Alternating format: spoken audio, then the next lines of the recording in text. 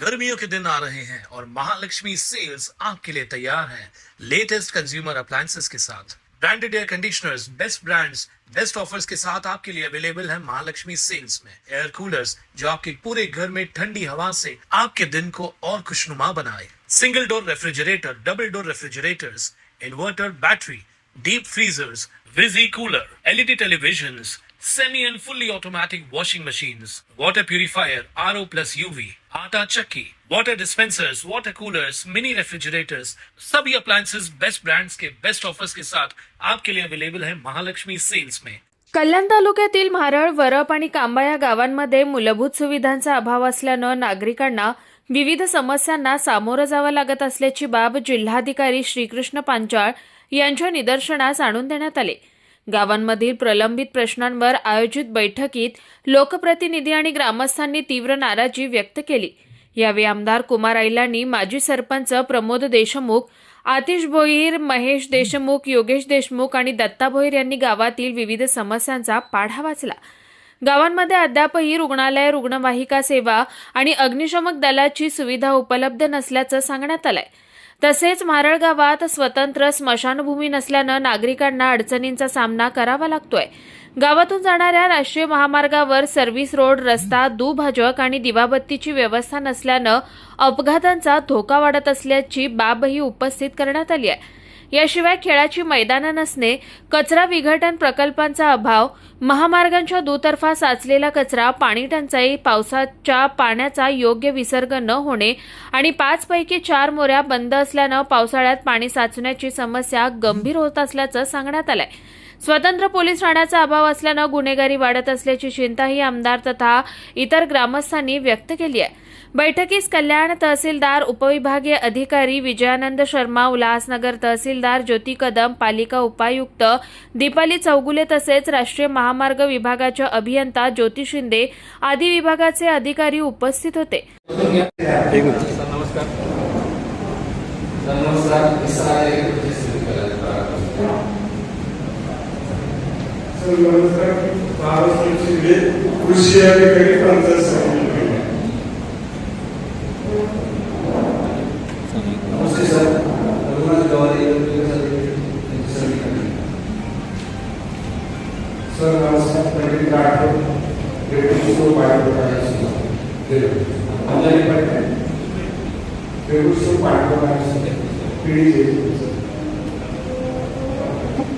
नमस्कार, जगदीश मांडे ग्रामपंचायत काम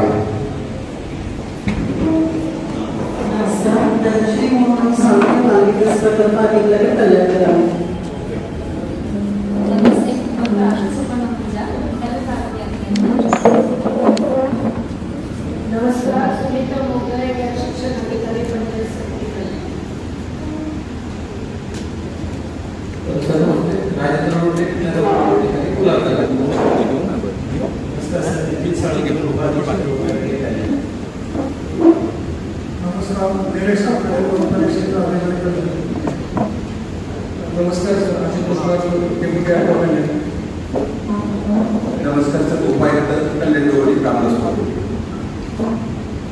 नमस्कार सर, आर्ट इन्स्पेक्टर उपप्रादेशिक परिवहन। नमस्कार सर, सचिन पवार महाविद्यालय। सर नमस्कार, गणेश पवार उपकार्यकारी अभियंता महाविद्यालय। नमस्कार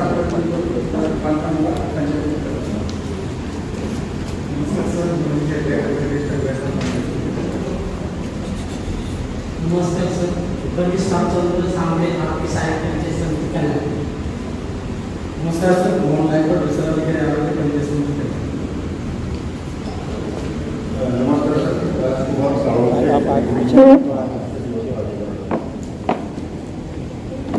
नमस्कार सर,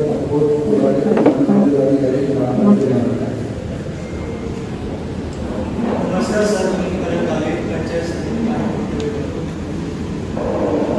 नमस्कार सर, मी श्वेता सरकार, पाण्याभरण विभाग कनिष्ठ। नमस्कार सर, मी प्रणिता गायकवाड, सहाय्यक अभियंता श्रेणी 2 एमपी ठाणे।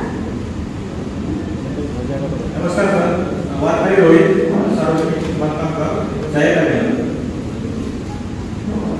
नमस्कार sir, Madari Rohit, PWD deputy नमस्कार सर, पवन केंद्राचे PWD साहेब. नमस्कार sir, sub regional officer Maharashtra police control. नमस्कार sir, radio officer MPC Thane आणि कल्याण. नमस्कार सर, वनरक्षक कल्याण महादेव सावंत. नमस्कार sir, RD Shinde Malabar.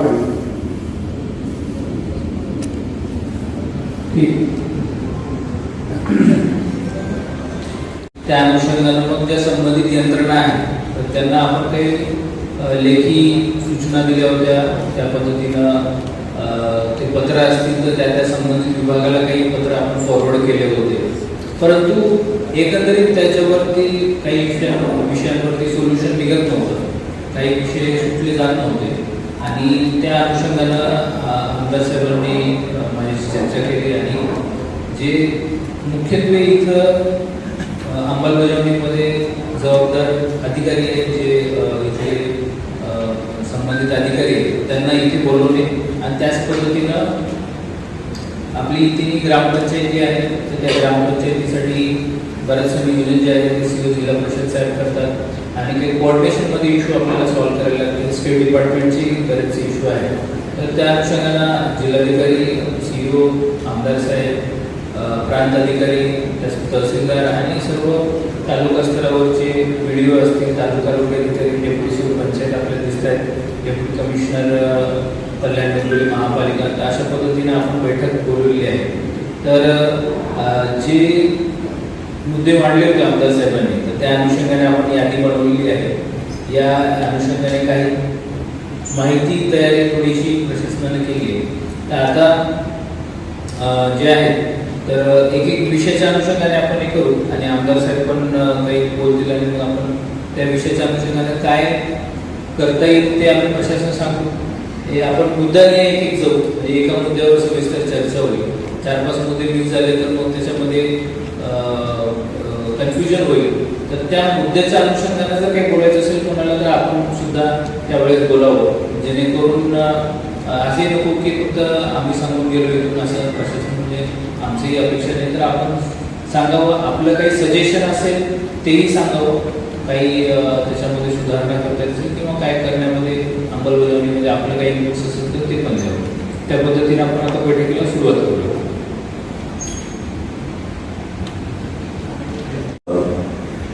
CEO साहब, सभी ऑफिसर्स, आए हुए तमाम मादर गोरख खांबा के सभी गणमान्य व्यक्ति, भाइयों और बहनों, 5-6 दिन पहले जब मेरे पास मादर गोरख खांबा के कुछ लोग डेलीगेशन आई थी कि वहाँ पे गांव में एक्सीडेंट हुआ है जिसमें 2 आदमी गुजर गए और उसके पहले भी काफी सारे एक्सीडेंट हुए थे. उन्होंने एकदम गंभीरता दिखाई और मैंने भी गंभीरता दिखाई और इमीडिएटली मैंने कलेक्टर साहब को बोला, साहब गांव का एक जो हाईवे का विषय है जिसमें रोड तो बना है लेकिन वो रोड के ऊपर एक्सीडेंट काफी सारे हो रहे हैं. उन्होंने क्या बोला क्या करना चाहिए. उसी टाइम PWD की मैडम शिंदे साहब भी आई, उनको भी बुला के उनके साथ में भी हम लोगों ने मीटिंग की. उन्होंने भी कहा जो जो आपके रोड्स के प्रॉब्लम है मैं इमीडिएटली कॉन्ट्रैक्टर को बुला के सब सॉल्व करने की कोशिश करती हूँ. एक तो उसमें मेन मुद्दा था साहब डिवाइडर का. जो डिवाइडर कंप्लीट न होने के कारण एक बाजू से दूसरे बाजू आदमी कार घुमाता है या स्कूटर घुमाता है तो दूसरे गाड़ी जो हाईवे पे स्पीड में जाती आती है तो इमीडिएटली कभी भी एक्सीडेंट हो जाता है. तो डिवाइडर जहाँ पे कट होना चाहिए, अभी देखिए एक तरफ से जैसा सेंचुरी के बाद में एंट्री करते हैं तो 2 बिघाट को एक रोड जाता है, एक रीजेंसी को जाता है, उसके आगे फिर मारल गांव में रोड जाता है. तो जहां जहां पे भी एंट्री है चाहे मारल में हो या डी मार्ट या मारल गांव या वरक ढाबा वहीं पे कट होना चाहिए. उसके अलावा वो एरिया में उसको ब्रेकर्स लगने चाहिए या मार्किंग लगनी चाहिए कि यहाँ पे आदमी को मालूम पड़े. जिस तरीके से हर हाईवे पे यहाँ पे हॉस्पिटल होती है तो हॉस्पिटल की निशानी होती है, यहाँ रोड डाइवर्जन होता है तो रोड का डाइवर्जन लगना चाहिए, ब्रेकर लगना चाहिए. आई कैन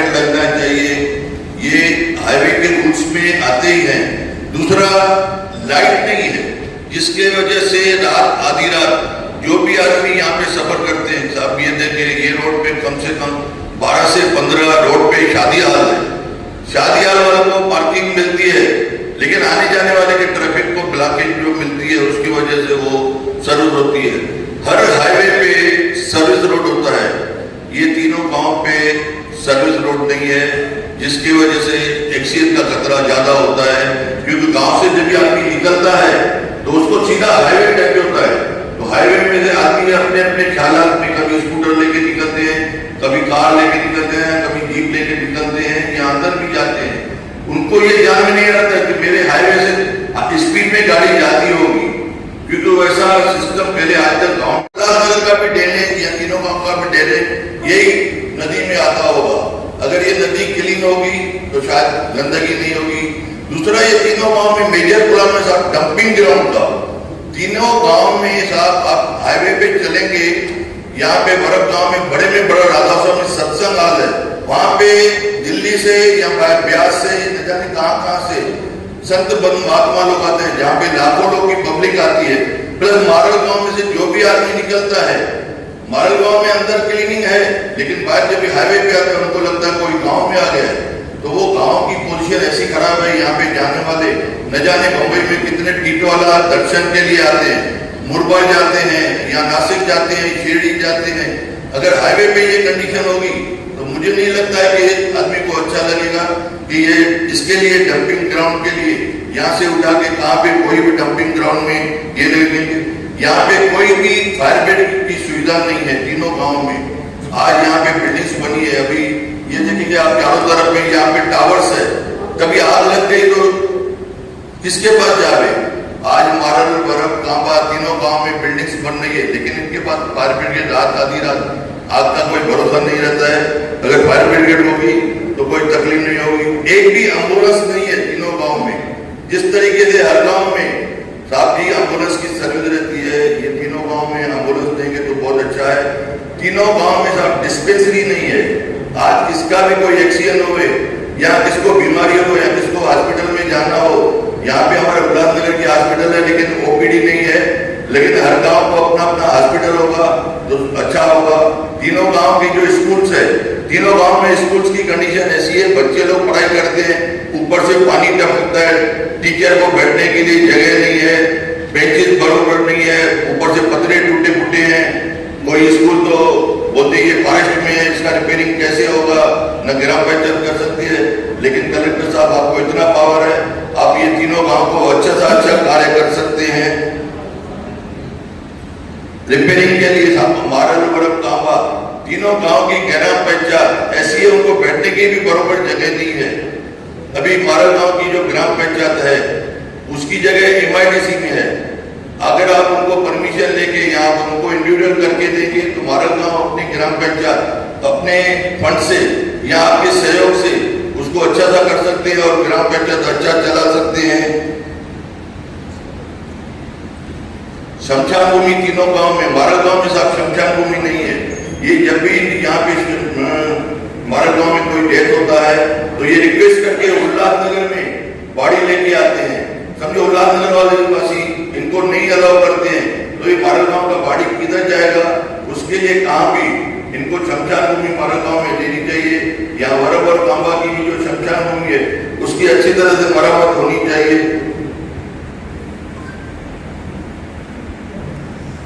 रिवर का प्रोजेक्शन वॉल, सेफ्टी वॉल अगर लगाएंगे तो ये गांव में क्या है, जब भी मानसून आती है मारल गांव में वरब में 6-6 फुट 7-7 फुट पानी आ जाता है। और ऐसी कंडीशन हो गई है, जो हाईवे बना था उसमें ये तीनों गांव का आउटलेट नदी में 5 या 6 जगह पे टेंडल था, जो पानी यहाँ पे बढ़ जाता था तो रिवर में जाता था।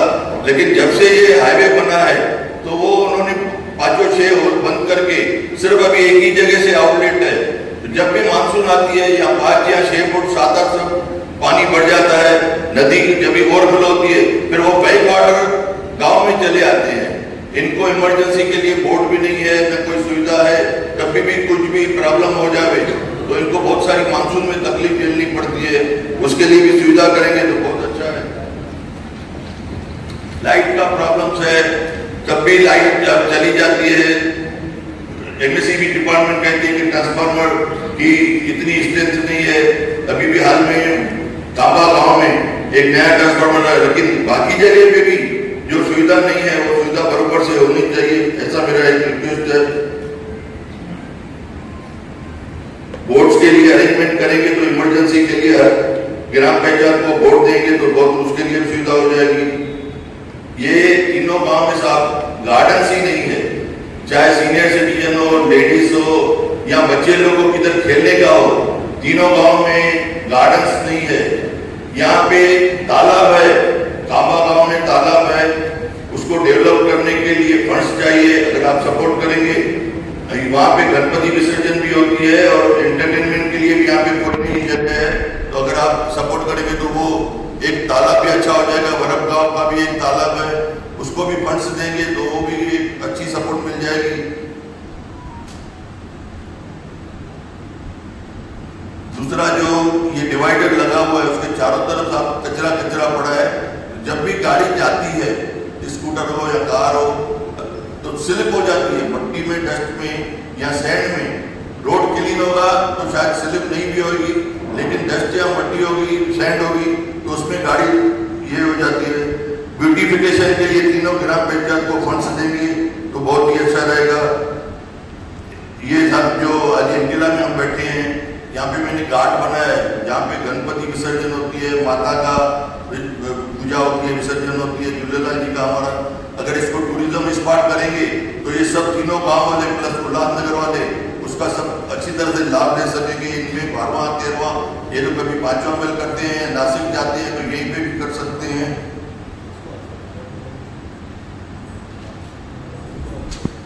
इस वाले की और जो रिक्वायरमेंट होगी मैं उनको कहूँगा अपना जो भी है कलेक्टर साहब के सामने रखें।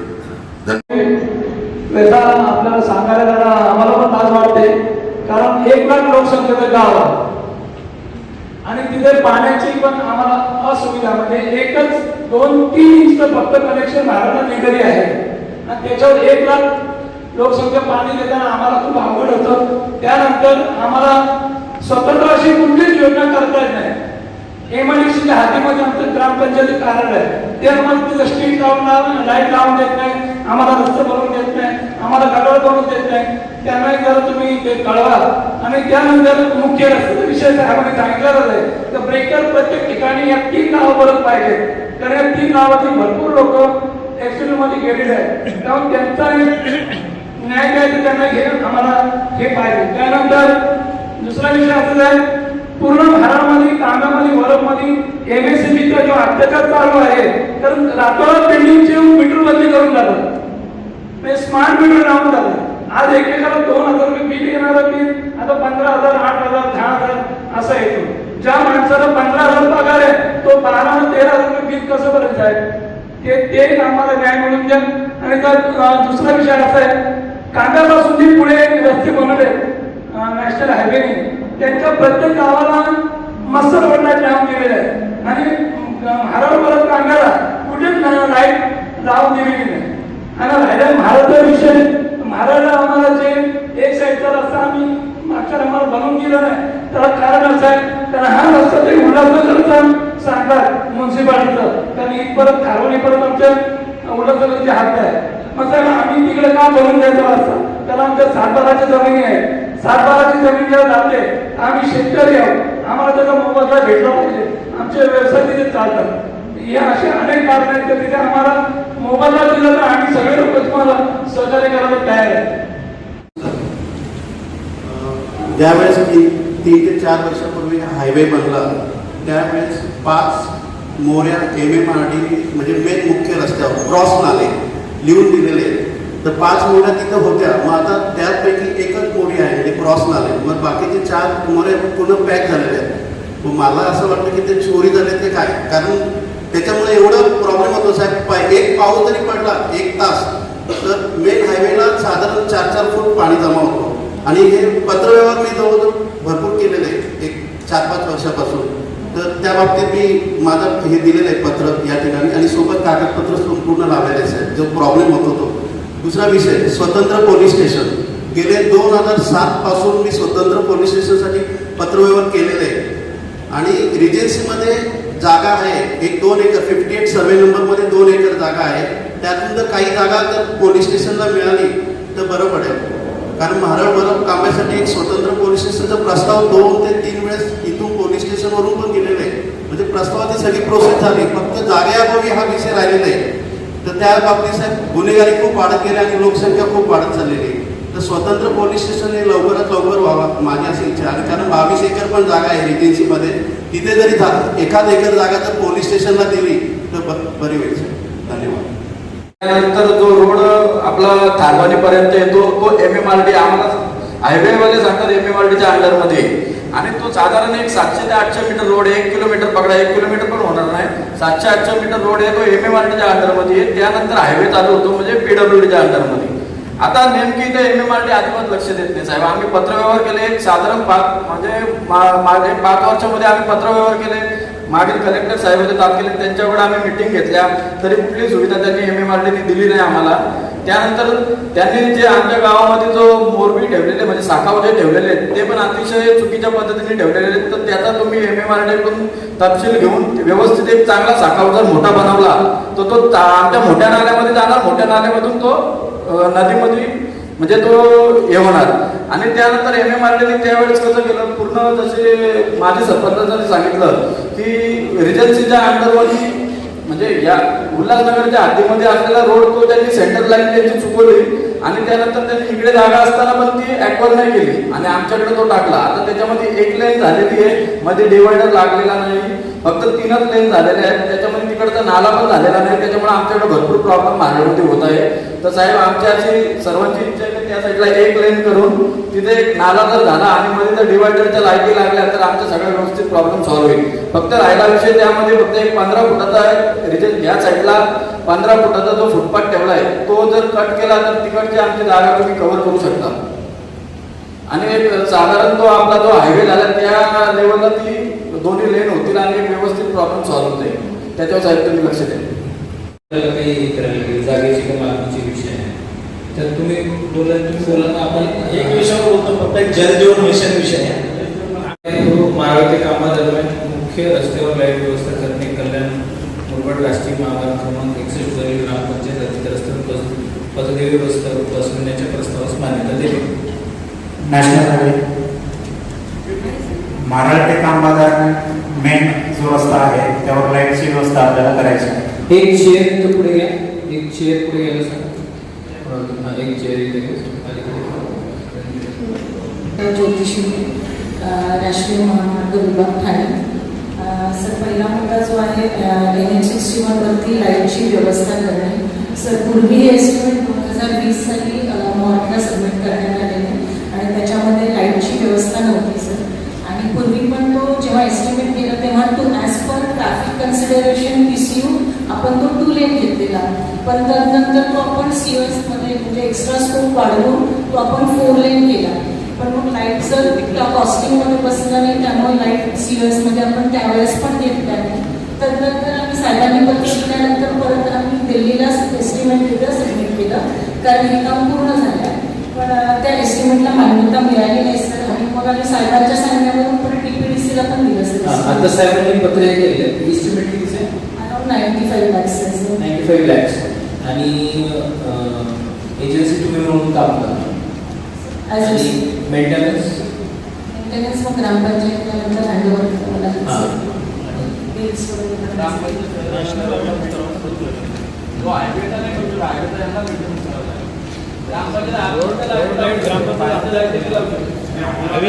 आपलं चर्चा चालू आहे. आपल्याला काही कोणालाच नाहीये.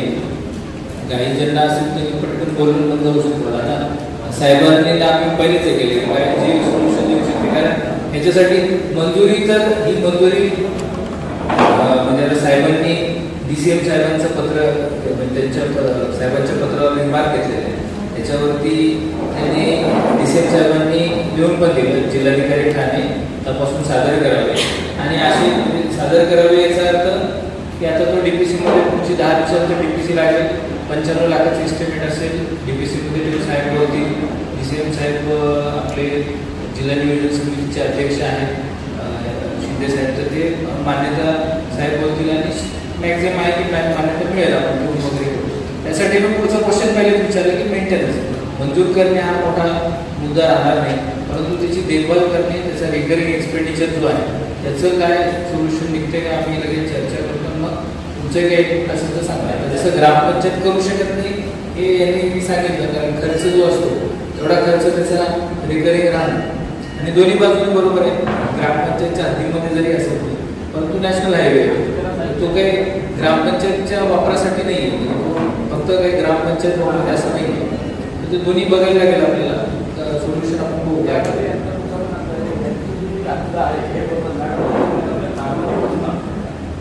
हँडवर केलं तर ती लाईटची जबाबदारी त्यांनी घ्यावी आणि उर्वरित यांनी घ्यावी जी 5व्या महिन्यापर्यंत आहे ती कामाची ती. कारण की साहेब तिथं ऑलरेडी ना आमच्याकडे 9 मीटरच्या गाड्या पण नाही लाईटी लावायला.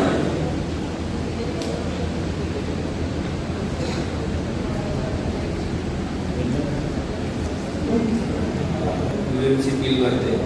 आता काम करायला पण हे मंजुरी या डेप्युटेसी मध्ये ठेवू, परंतु इलेक्ट्रिसिटी बिलच्या बाबतीमध्ये मेंटेनन्सचाही समजा आपल्याला खर्च पुढे करता येईल. म्हणजे समजा दुरुस्ती असेल, बदलायची असतील, काही नवीन बसवायचे असतील तर ते परत नव्याने एस्टिमेट मंजूर होऊ शकतं. परंतु याच्या बाबतीमध्ये बिलाच्या बाबतीमध्ये काही सोल्युशन काढणं आवश्यक आहे. आता सोलारला मान्यता देऊ तसं असेल तर पण तो एक अडचण आहे. आपण एक असं करू शकता की मग तुम्ही मिक्स पण घेऊ शकता, फिजिबिलिटी बघू. MSCDCLचे आहेत महावितरण किंवा इलेक्ट्रिसिटी डिपार्टमेंट सोलार ते लावू शकतात, त्याच्यामुळं बऱ्यापैकी त्यांचं बिल कमी येईल. म्हणजे अगोदर ते कनेक्शनला अप्लाय करतील, आपण कनेक्शन रिलीज करू, त्याच्यानंतर सोलारमध्ये कन्वर्ट करावं लागेल त्यांना. त्याच्या कॅपॅसिटीनुसार असेल. साधारण पर किलोवॅट आपण 30 ते 35 हजार खर्च असतो. सोलारचं मग सोलार दुसरीकडे होतं. हो, हे काही मध्ये दुसरीकडे म्हणजे जसं की कुठे काही पद्धती जे असतात ते डायरेक्ट सोलारवर चालतात आणि काही समजा आपण रेग्युलर मीटर देऊन ते सोलारवरती तुम्ही हे करा. सर मी काही सोलर जे लावलेत आता परत बंद आहेत, गावोगावी लावलेले आहेत. त्याच्यामध्ये सांगतो काय किती ठिकाणी लावले लोकांनी, एक पण चालत नाही. हजारो चांगले रुपये खर्च केल्या, काही सक्सेस झाले. तुम्ही त्याच्यामध्ये MSCBवर असून द्या, चांगले तुम्ही MSCBवर राहू द्या. MSCBवर ते करून फायदा नाही, ते बंद होणार काय माहिती.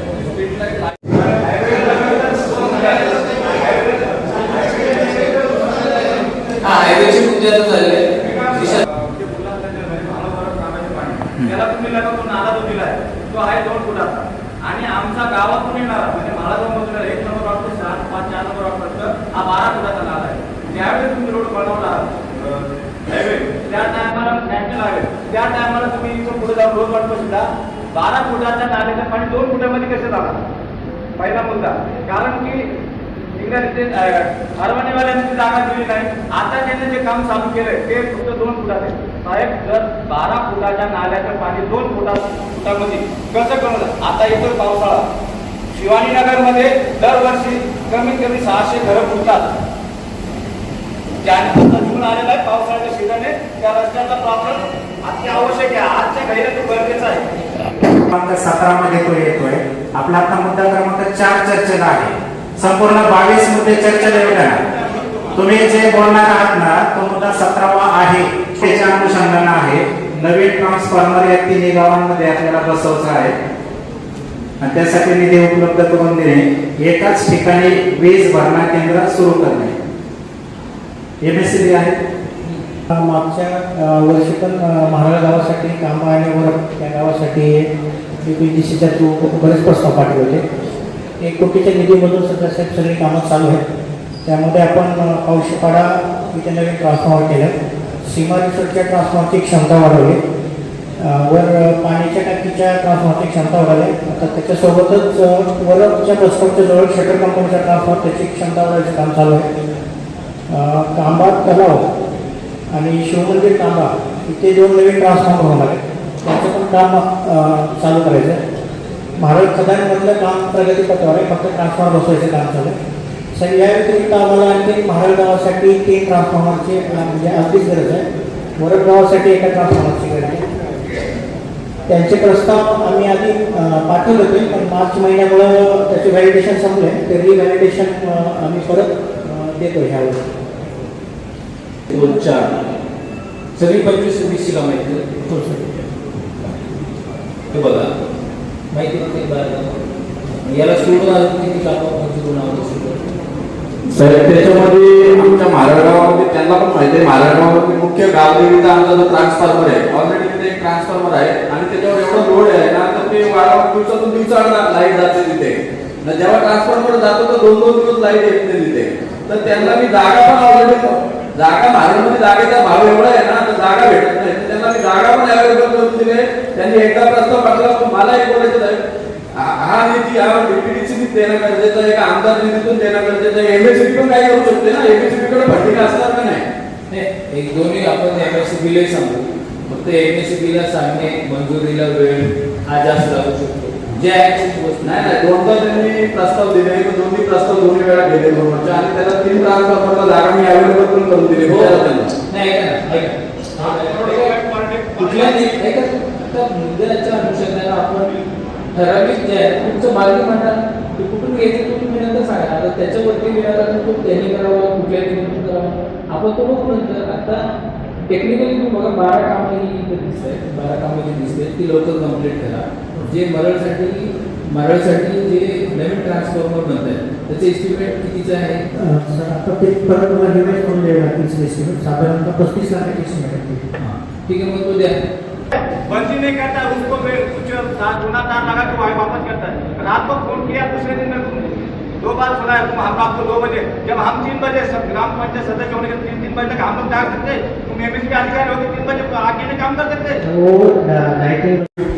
तर कल्याण तालुका पोलीस ठाणे अंतर्गत याच्यामध्ये फक्त महाराष्ट्राची लोकसंख्या 1 लाखच्या जवळ आहे. ऑफ रेकॉर्ड कमी आहे. त्यानंतर वरदमालून कांबाल, जांभूळबाग, वसंत शेलवली, नांदगाव तिकडची गावे आहेत. हे सर्व एकूण लोकसंख्या 1.5 लाखापर्यंत जाते. तर एवढ्या लोकसंख्येला आपल्याला स्वतंत्र पोलीस स्टेशनची खूप आवश्यकता आहे. यासाठी आपण सगळा प्रस्ताव म्हणजे जे मनुष्यबळ किती लागतं, काय लागतं, क्राईम किती पाहिजे, काय पाहिजे, हे सगळा प्रस्ताव आपण दिलेला आहे. फक्त आपल्याला जागा अवेलेबल नाही. त्या जागा अवेलेबलसाठी खूप पत्रव्यवहार करण्यात आलेला आहे. फक्त जागा निश्चित झाल्यानंतर आमदार साहेबांना जर सीएम साहेबांना रिक्वेस्ट केली तर लगेच पोलीस स्टेशन मंजूर होईल. हे बरेच 10 वर्ष झालं पेंडिंग आहे पोलीस स्टेशन होण्याचं. तर हे आपण सर्वांनी मिळून जर हे केलं तर पोलीस स्टेशन मंजूर होईल. पोलीस स्टेशन जागा आमदार साहेबांनी सीएम साहेबांना हे करून आपण लोकसंख्येच्या मानाला जे आहे प्रस्ताव जो असतो नाही जागेचा देऊ ना, जागा देऊ हो जागेचा प्रस्ताव कधी आलेला आहे तर ते मी बोलतो जागेचा प्रस्ताव रितसर आलेला आहे का पोलीस विभागाकडून वगैरे ते बघतो.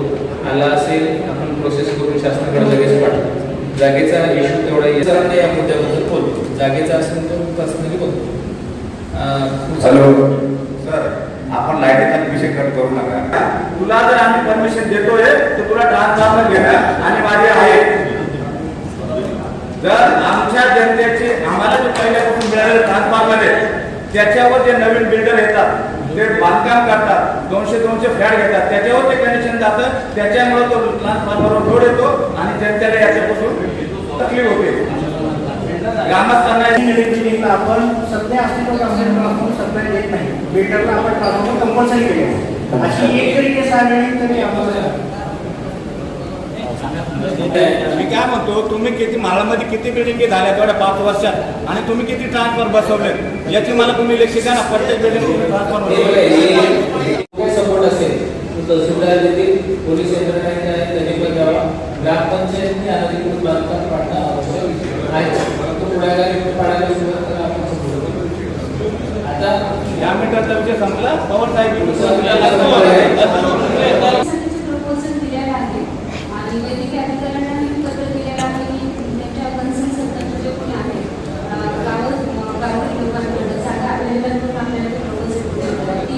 सबसेंटरचं आपण प्रोसिजर केलेली आहे. त्यामध्ये काबा सबसेंटरसाठी पण जे मंजुरी आहे.